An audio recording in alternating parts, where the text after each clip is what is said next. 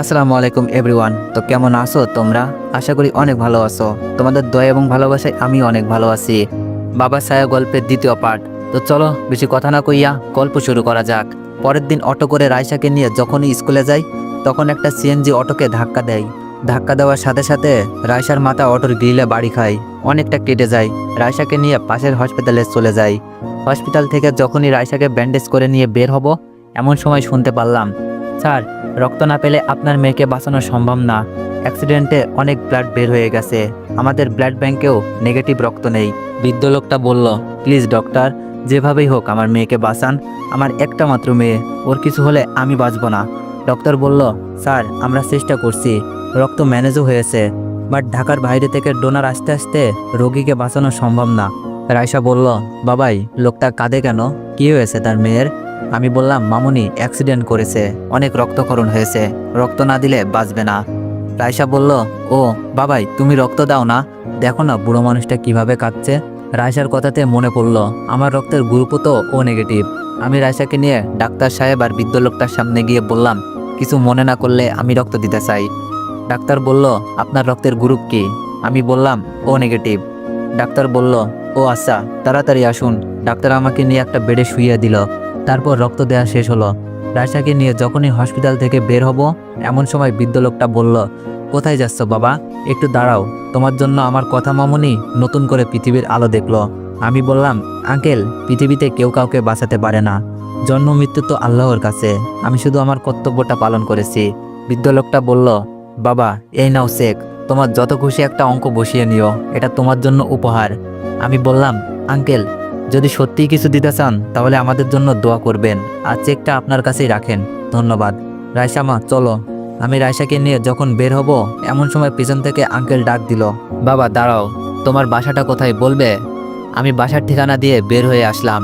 বাসায় এসে নামাজ পড়ে রান্না চড়ালাম। রান্না করা শেষ হলে রাইসাকে খাবার তুলে দিচ্ছি। এমন সময় বাড়িওয়ালা এসে বলল, আপনাদের 4 মাসের ভাড়া বাকি, এই মাসে দেবেন নাকি ওই মাসে দেবেন? ঘোরাচ্ছেন কেন? 1 সপ্তাহ সময় দিলাম, যদি ভাড়া না দিতে পারেন তাহলে ঘাড় ধাক্কা দিয়ে বের করে দিব। আমি বললাম, ফারহান ভাই, এই সপ্তাহে ভাড়া মিটিয়ে দিব। বাড়িওয়ালা বলল, আচ্ছা, কথাটা যেন মনে থাকে। বাড়িওয়ালা চলে যাওয়ার পর রাইসা আমার দিকে করুণ দৃষ্টিতে তাকিয়ে আছে। বাবার অপমানটা মনে হয় মেয়েটাও উপলব্ধি করতে পারছে। এইদিকে প্রতিদিন রাইসাকে স্কুলে দিয়ে চাকরি খুঁজতে বের হই। অনেক জায়গায় সিভি জমা দিয়েছি। যখন তারা আমাকে ক্লাসে ভর করে চলতে দেখে তখনই বলে, আমার দ্বারা চাকরি নয়, ভিক্ষা শোভা পাই। এইদিকে দেখতে দেখতে 1 সপ্তাহ চলে গেল। আমি ড্রয়িং রুমে বসে আছি। এমন সময় বাড়িওয়ালা এসেই বলতেছে, ভাড়া দেন। আমি বুঝতে পারছি না ভাড়া কিভাবে দিব। কিছুটা টাকা ছিল, সেগুলো রাইসার স্কুলের বেতন আর সপ্তাহের বাজার করতেই চলে গেছে। রাইসার আগের মতো চকলেট আইসক্রিম খেতেও বায়না ধরে না। ফারহান ভাই বলল, কি হলো ছোট লোকের বাচ্চা, বাড়ি ভাড়া নেওয়ার সময় তো বলেছিলি বাড়ি ভাড়া মাসের 5 তারিখে পরিশোধ করবি, তাহলে 4 মাস কেমনে যায়?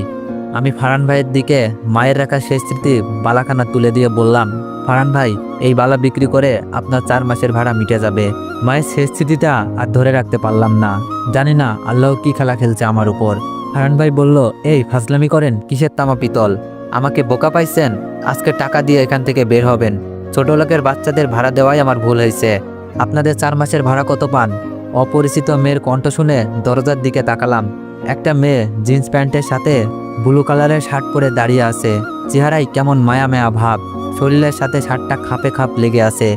মেয়েটির পাশেই হাসপাতালে সেই আঙ্কেলটা দাঁড়িয়ে আছে। ফারহান সাহেব তাচ্ছিল্যের সুরে বললেন, আপনাকে বলে কি লাভ? আপনাকে বললে কি আমার ভাড়া মিটিয়ে দিবেন? আপনাকে বলছি ভাড়া কত, এই নেন 20,000, সাথে 2,000 আপনাকে বোনাস। এই বলে মেয়েটা টাকাগুলো ফারহান ভাইয়ের দিকে ছুড়ে দিল। ফারহান ভাই টাকাগুলো ফ্লোর থেকে তুলে নিল। আমি লজ্জায় মাথা তুলতে পারছি না। এমন সময় মেয়েটা বলে ওঠে, বাবা, আমি রাজ আর ছোট্ট মেয়েটাকে আমাদের বাসায় নিয়ে যেতে চাই। পাগলি মেয়ে, তোর খুশিতেই আমার খুশি। মেয়েটা হাত বাড়িয়ে দিয়ে বলল, হাই, আমি কথা, সেদিন আপনি রক্ত দিয়ে আমার জীবন বাঁচিয়েছেন। আমি মেয়েটার সাথে হাত না মিলিয়ে বললাম, আসসালামু আলাইকুম, আমি রাজ। আসসালামু আলাইকুম, আমি রাইসা, আর এটা আমার বাবাই। রাইসার কথা শুনে হেসে দিল। রাইসাকে কোলে তুলে নিয়ে 2 গালে চুমু এঁকে দিল। কথা বলল, আচ্ছা ভাবি নেই? রাইসা বলল, না, আমার মা মারা গেছে। রাইসার কথা শুনে কথা কিছু বলল না। জোর করে আমাদেরকে তাদের বাড়িতে নিয়ে গেল। বাড়িটা অনেকটা রাজপ্রাসাদের মতো দেখতে। এত বড় বাড়ি, বাট বাড়িতে কাজের লোক ছাড়া অন্য কোনো মানুষ নেই। মেয়েটা অনেক ফ্রেন্ডলি। রায়সার সাথে ভাব জমিয়ে নিয়েছে। সোফায় বসে আছি, রায়সা কথার সাথে খুনসুটি করছে। আমি সোফায় বসে রিয়ার কথা ভাবছি। এমন সময় আঙ্কেল বলল, বাবা এটা নিজের বাড়ি মনে করে থাকবে। আর আমার মেয়েটা অনেক রাগী, বাট মনটা অনেক ভালো। ছোটবেলা থেকে আমেরিকা থেকে পড়ালেখা করেছে, সেজন্য অনেকটা অগোছল স্বভাবের। আমি বললাম, জি আঙ্কেল। আঙ্কেল বলল, আর উপরের রুমটা তোমরা থাকবে যতদিন তুমি পুরোপুরি সুস্থ না হচ্ছ। আমি বললাম, আঙ্কেল এটা হয় না। আঙ্কেল বলল, কেন হয় না? তোমার উপকারের ঋণ একটু শোধ করার চেষ্টা করতেও দিবে না? আমি কিছু বললাম না। রাত্রে ডিনার করার জন্য কাজের মেয়েটা ডেকে গেল। রায়সাকে নিয়ে নিচে খেতে আসলাম। আঙ্কেল জোর করে ডাইনিং টেবিলে বসালো। রায়সা আমাকে খাইয়ে দিচ্ছে, আর আমি বাধ্য ছেলের মতো খাচ্ছি। কথা ম্যাডাম আর আঙ্কেল আমার দিকে তাকিয়ে আছে। আমিও রায়সাকে খাইয়ে দিচ্ছি। এমন সময় কথা ম্যাডাম বলে উঠল, রায়সা মামুনি, শুধু বাবাইকে খাইয়ে দিলে হবে? আমাকে আর তোমার দাদু ভাইকে খাইয়ে দিবে না? রায়সা বাম হাত দিয়ে কান ধরে বলল, সরি বন্ধু, ভুল হয়ে গেছে। হা করো, খাইয়ে দিচ্ছি। মনে মনে ভাবছি, একদিনের মাঝে এই পিচ্চিটা বন্ধু বানিয়ে ফেললো। কয়েকদিন পর আমি আর রায়সা বসে আছি। এমন সময় কথা ম্যাডাম দরজায় দাঁড়িয়ে বলল, আসবো? আমি বললাম, আসেন, অনুমতি নেওয়ার কি আছে? কথা ম্যাডাম বলল, মিস্টার রাজ, ম্যাডাম ডাকবেন না, আমাকে নাম ধরে ডাকলেই হবে, কারণ আমি আপনার কাছে ঋণী। আর হ্যাঁ, রায়সাকে নিয়ে যাচ্ছি, স্কুলে ভর্তি করিয়ে দিব। আমি মাথা নাড়িয়ে হ্যাঁ সূচক জবাব দিলাম। কথা ম্যাডাম রায়সাকে নিয়ে স্কুলে চলে গেল। কথা বলল, আচ্ছা বন্ধু, বড় হয়ে কি হবে তুমি? রায়সা বলল, ডাক্তার হব বন্ধু, অসুস্থ মানুষকে সেবা করব। জানো বন্ধু, আমি বড় হয়ে আমার বাবাইয়ের পা চিকিৎসা করে ভালো করব, তাই ডাক্তার হব। রায়সার সাথে কথা বলতে বলতে স্কুলে এসে পড়ে কথা। ভর্তির সময় জেসিকা ম্যাডাম জিজ্ঞেস করে, মামনি তোমার বাবার নাম কি? রায়সা বলল, আসসালামু আলাইকুম ম্যাম, বাবাই বলেছে কারোর সাথে কথা বলার আগে সালাম দিতে হয়। আর হ্যাঁ, আমার বাবার নাম জিসান আহমেদ রাজ। জেসিকা ম্যাডাম বলল, ও গুড, তোমার আম্মুর নাম কি? রায়সা বলল, জিসান আহমেদ রাজ। জেসিকা ম্যাডাম বলল, এটা তো তোমার বাবার নাম, তোমার আম্মুর নাম বলো। রায়সা বলল, আমার বাবাই আমার মম। জেসিকা ম্যাডাম মায়ের নামের জায়গায় কথা চৌধুরী লিখে দিলেন। রায়সা আমার প্রতি অভিমান করে বলছে, আচ্ছা। কথা রায়সাকে নিয়ে স্কুল থেকে বের হয়ে জিজ্ঞেস করলো, বন্ধু তোমার মায়ের নাম জানো না? রায়সা বলল, বন্ধু তোমায় বলছি না আমার মম মারা গেছে? জানো, আমার মম আমার বাবাইকে রেখে একটা পচা লোককে বিয়ে করেছে, তাই আমার বাবাই আমার মম। কথা বলল, ও আচ্ছা বন্ধু। রায়সা বাসায় আসলে গালে মুখে চুমুকে বুকে জড়িয়ে নিলাম। স্কুল কেমন হয়েছে জিজ্ঞেস করলাম। এইদিকে মাসখানেক পর শুনলাম কথা ম্যাডামের নাকি জন্মদিন। বাড়িটা খুব সুন্দর করে সাজানো হয়েছে, অনেক বন্ধু বান্ধবীকে দাওয়াত দেওয়া হয়েছে। রায়সার জন্য অনেক কেনাকাটা করেছে। আঙ্কেল আমার জন্য একটা পাঞ্জাবি কিনে নিয়ে এসে বলল, রাজ এটা তুমি পরে নিও। আমি পাঞ্জাবিটা পরে নিচে নামতেই কথা ম্যাডাম সবাইকে বলল, এখন আপনাদের সামনে গান নিয়ে আসতে চলেছে রাজ। আমি আর না করতে পারলাম না। গিটারটা নিয়ে যখনই সুর তুলতে যাব, এমন সময় বার্থডে পার্টির একজোড়া কাপলদের দিকে চোখ যেতেই থমকে গেলাম। রিয়া এখানে কি করছে? আমি খানিকটা স্বাভাবিক হয়ে গিটারটা উল্টোভাবে ধরলাম।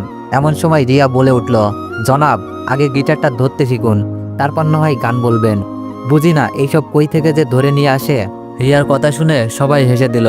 নিজেকে চিড়িয়াখানার বানরের মতো লাগছে। কথা ম্যাডামের দিকে তাকিয়ে দেখি ম্যাডাম লজ্জায় মাথাটা নিচু করে আছে।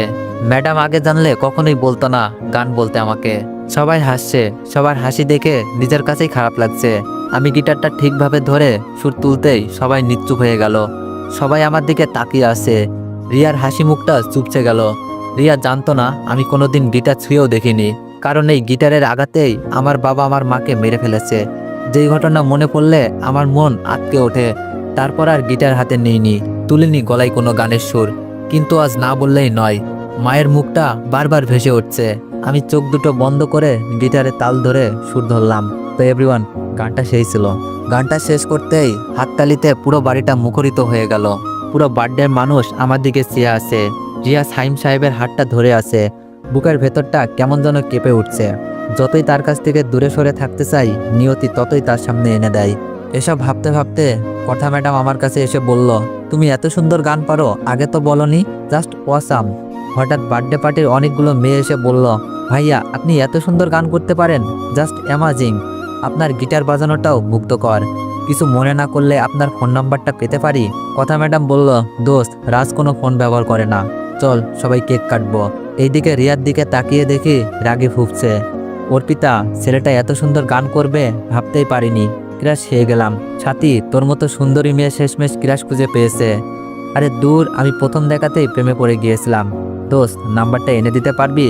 আমার না ভয় করছে। কথাকে বল সাথী, কথা তো তোর বান্ধবী। রিয়া তার পাশে থাকা সাথী আর অর্পিতার কথা সহ্য করতে না পেরে বলল, এই যে আপু, প্রথম দেখাতেই ভালোবেসে ফেললেন, তো ভালো কথা, ঢোল পিটানোর কি আছে? আশ্চর্য, আপনি রাগ করছেন কেন? আপনার কি হয়, নাকি আপনিও প্রেমে পড়ে গেছেন? শোনেন, ওনার দিকে নজর না দিয়ে আপনার বরকে সময় দেন। চল তো অর্পিতা, এখানে দাঁড়িয়ে থাকা যাবে না, আমার ক্র্যাশের ভাগ চাচ্ছে।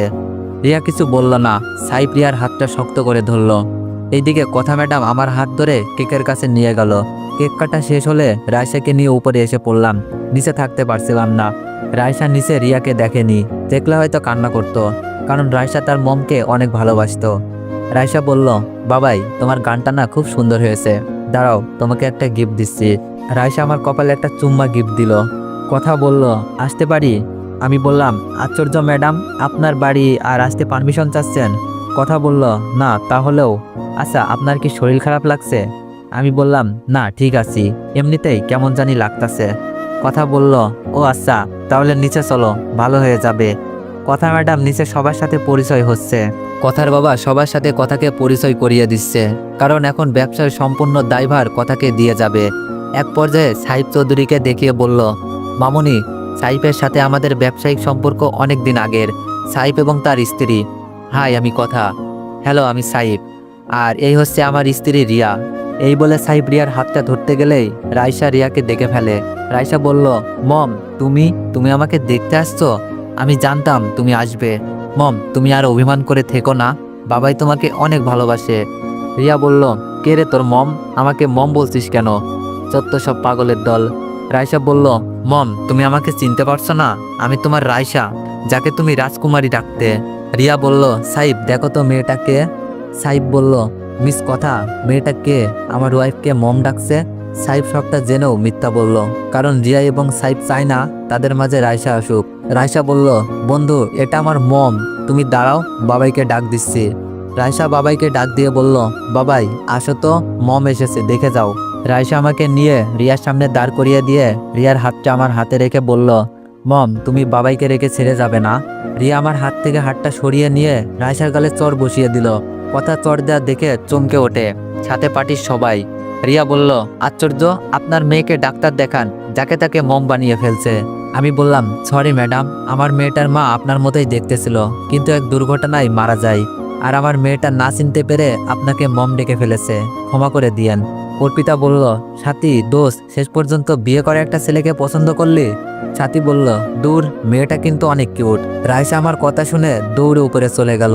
রায়সা উপরে গিয়ে কাঁদতে থাকে। আমি ক্লাসে ভর করে যখনই উপরে যাই, তখনই দেখি রায়সা কাঁদছে। আমি বিছানায় বসে রায়সার মাথার উপর হাতটা রাখতেই আমাকে জড়িয়ে ধরে কাঁদতে লাগে। আমি বললাম, কি হলো, আমার মাটা কাঁদছে কেন? রায়সা বলল, বাবাই, তুমি আমাকে ছেড়ে যাবে না তো? বাবাই, মম আমাকে চিনে না, মম আমাকে মারল। বাবাই, তুমি যেও না আমাকে ছেড়ে। জানো বাবাই, সবার মা সবাইকে আদর করে, আর আমার মা আমাকে চোর মারে। জানো বাবাই, আমি ভেবেছিলাম মা আমায় কোলে নিয়ে আগের মতো দুই গালে চুমো দিবে, কিন্তু মা আমাকে চর দিবে ভাবিনি। আচ্ছা বাবাই, আমি কি দেখতে খুব খারাপ, যার জন্য মা আমাকে চিনতে পারলো না? জানো বাবাই, তুমি যখন রাতে মায়ের ছবি বুকে নিয়ে কাঁদো, তখন আমার খুব কষ্ট হয়, তাই মাকে তোমার কাছে আনতে চেয়েছিলাম। তোমার কষ্ট হলে যে আমারও কষ্ট হয়। রায়সাকে বুকের সাথে শক্ত করে জড়িয়ে ধরলাম। এইদিকে পিছনে কারোর অনুপস্থিতি টের পাই। তাকিয়ে দেখি কথা ম্যাডাম দাঁড়িয়ে আছে। ম্যাডামের চোখে পানি। আমি বললাম, ম্যাডাম কাঁদছেন কেন? কথা বলল, বাবা মেয়ের ভালোবাসা দেখে। দিনগুলো ভালোই কাটছিল। মাসখানেক পর খবর পেলাম রিয়ার বাবা নাকি মারা গেছে, আর রিয়া তার সমস্ত সম্পত্তি সাইফের নামে উইল করে দিয়েছে। রিয়া এখন আর আগের মতো সাইফকে ভালোবাসে না, অফিসের কাজে বাইরেই বেশি থাকে। তারপরেও রিয়া অনেক খুশি, কারণ সাইফ তার চাহিদার সবটাই পূরণ করতে পারে। আমি আগের চেয়ে অনেকটা সুস্থ। ভাবছি কথা ম্যাডামদের বাসাটা ছেড়ে দিব। অন্যের দয়ায় আর কতদিন, তাদের দয়ায় একটা চাকরিও পেয়েছি, কথা ম্যাডামের পিএ। আজ ভাবছি আঙ্কেলকে বলবো যে আমরা বাড়ি ছেড়ে দিব। রাতে ডিনার করার সময় যখন আঙ্কেলকে সবকিছু খুলে বললাম, তখন আঙ্কেল বলল, কথা ম্যাডামের বিয়ে হবে এই মাসে, তাই বিয়ের আগে এসব কিছু না বলতে। আমি আর কিছু বললাম না। পরের দিন সকালে জানতে পারলাম কথা ম্যাডাম তার পছন্দের ছেলেকে বিয়ে করছে। বিয়ে প্রায় সব ঠিকঠাক। ছেলেটার নাম নিলয়, অনেক বড় লোকের ছেলে নাকি শুনেছি।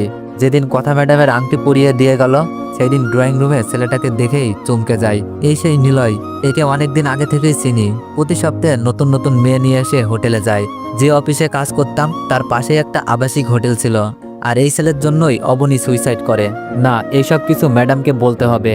আমি চাই না ম্যাডামের এত বড় ক্ষতি হোক। না, এইসব কিছু ম্যাডামকে বলতে হবে। আমি চাই না ম্যাডামের এত বড় ক্ষতি হোক। ছেলেপক্ষ আংটি পরিয়ে চলে গেল। আমি কথা ম্যাডামের রুমের কাছে যেতেই দেখি রুমের দরজা খোলা। আমি দরজার পা রাখতেই রায়সা দৌড়ে বের হয়ে গেল। আমি বললাম, ম্যাডাম আসবো? হ্যাঁ আসেন। কেমন আছেন? হ্যাঁ ভালো। ম্যাডাম কিছু মনে না করলে একটা কথা বলতাম। হ্যাঁ বলো। ম্যাডাম আপনি নিলয় ছেলেটাকে বিয়ে করবেন না প্লিজ। কথা বলল, হঠাৎ এই কথা? আচ্ছা বলো তো কেন বিয়ে করব না? আমি বললাম, ছেলেটার চরিত্র ভালো না, অনেক মেয়ের সাথে ফিজিক্যাল রিলেশন করে। আমার কলিগ অবনী ওর জন্যই সুইসাইড করেছে। নিলয় ওর জীবনটা নষ্ট করে দিয়েছে।